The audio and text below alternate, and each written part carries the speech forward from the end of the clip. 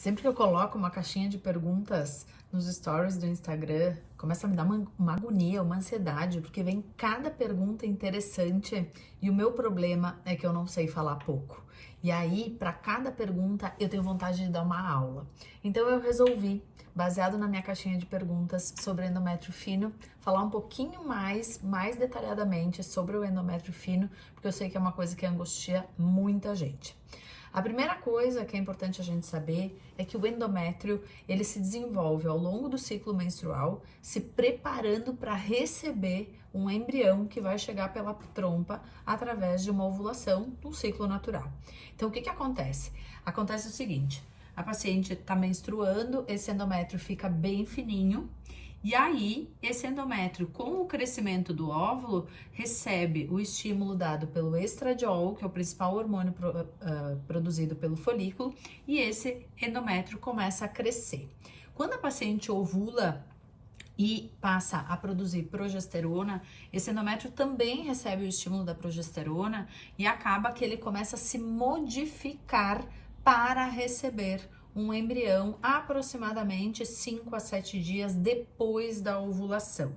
O que acontece dentro do endométrio, lá dentro na histologia?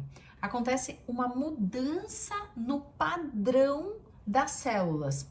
No início, na fase folicular, enquanto o folículo está crescendo, essas células vão aumentando em número e depois, quando ovula, essas células vão ficando mais cheias, mais túrgidas e mais vascularizadas, para que um embrião consiga implantar e ser nutrido naquele endométrio.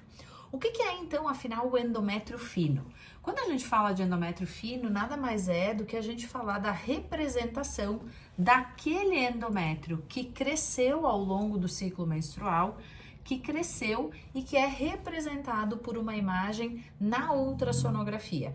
Então é importante dizer que quando a gente fala de um endométrio fino, a gente está falando da espessura que esse endométrio atingiu e a gente só tem como avaliar isso na ultrassonografia. Quando a gente considera um endométrio fino, a gente está dizendo o seguinte, que os trabalhos compararam pacientes com endométrio com espessura X, Y e Z e fizeram uma análise de quem que engravidava mais ou quem que engravidava menos. O que os estudos dizem? Que parece que pacientes que têm um endométrio de pelo menos 7 milímetros ou mais vão ter uma taxa de gravidez melhor. E pacientes que têm um endométrio com menos de 7 milímetros vão engravidar menos. Isso numa população estudada. Esses dados, eles são fiéis? Eu posso acreditar seriamente nisso? Talvez não. Por quê? Porque não tem nenhum estudo grandioso, com grande número de pacientes. Mas é claro que quando a gente vê um endométrio que está fora da média do esperado, que seria pelo menos 7 milímetros, a gente começa a se angustiar. O principal motivo para essa angústia é definir se nesse endométrio existe alguma patologia, alguma doença que esteja fazendo com que ele não cresça como ele deveria e, obviamente, não vai ter sua representação na ultrassonografia. Como a gente pode ver aqui, esse é um endométrio bem fino, esse é um endométrio trilaminar, esse é um endométrio homogêneo em que a paciente já ovulou. Quando eu vejo esse endométrio fino, como eu estava dizendo, o que eu preciso é definir que não tem doença.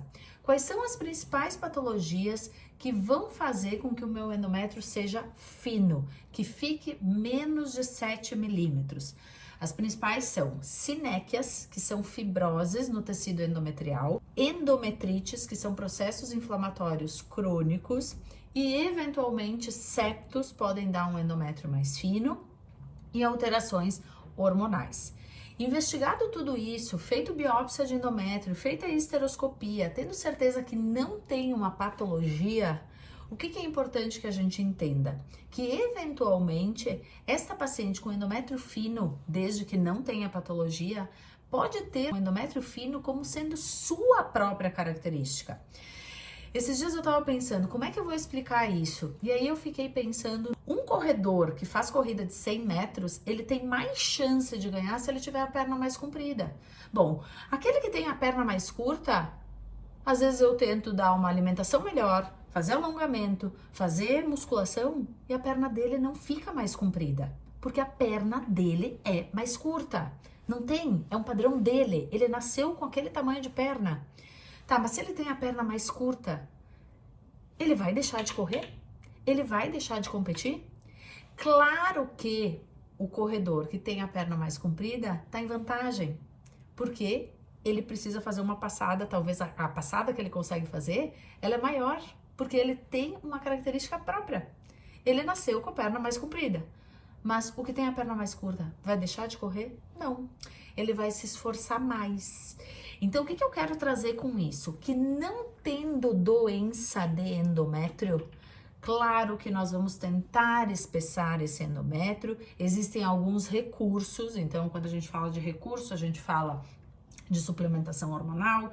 A gente sabe que tem estudos falando sobre o AS, sobre o sildenafil, sobre preparado com plaquetas, sobre medicações que aumentam a produção de células inflamatórias dentro do endométrio para tentar espessar esse endométrio. Mas se eu tento essas ferramentas e mesmo assim o meu endométrio fino não espessa, talvez essa seja uma característica própria minha. Eu vou deixar de correr só porque eu tenho perna curta? Não, eu vou me esforçar um pouquinho mais e eu vou tentar correr sim para tentar ganhar essa corrida, né? E importante falar uma coisa para vocês. Às vezes as pacientes me perguntam, doutora, tu já teve caso de paciente que engravidou com endométrio fino? Claro que sim. E eu tenho que contar um segredinho que eu ouço muito poucos médicos falando, principalmente quando eu recebo o paciente que vem, eu não estou engravidando por um endométrio fino. Dificilmente vai chegar uma paciente aqui que não esteja conseguindo engravidar naturalmente, cuja causa da infertilidade é exclusivamente um endométrio fino sem patologia. Não chega aqui uma paciente em que tem trompas boas, boa reserva, jovem, sêmen normal, não tem sinéquia e só tem endométrio fino e só por causa disso não engravida. Dificilmente nós vamos encontrar o endométrio fino como sendo uma causa isolada de infertilidade. E o que eu trago com isso? Que provavelmente o endométrio fino não permite que uma paciente engravide na fertilização, não exclusivamente por causa dele, se esse endométrio for sem doença, mas provavelmente porque tem uma associação com o embrião. Eu costumo brincar com as minhas pacientes de dizer que embrião bom gruda até nessa caneta. Um embrião bom gruda também em endométrio fino, desde que esse endométrio fino não seja doente, não tenha fibrose, não tenha patologias. Então, a minha mensagem com esse vídeo é a seguinte: endométrio fino, primeira questão, vamos investigar se não tem nenhuma patologia. Não tendo nenhuma patologia, vamos fazer tratamentos, opções terapêuticas na tentativa de melhorar esse endométrio. Não teve como melhorar esse endométrio e não tem doença? Qual é o nosso próximo passo? Transferir embriões. Mesmo assim, não engravida, vamos olhar para esses embriões. Dificilmente um endométrio fino, como causa isolada, provoca a infertilidade. Em geral, vai estar associada também a uma qualidade embrionária.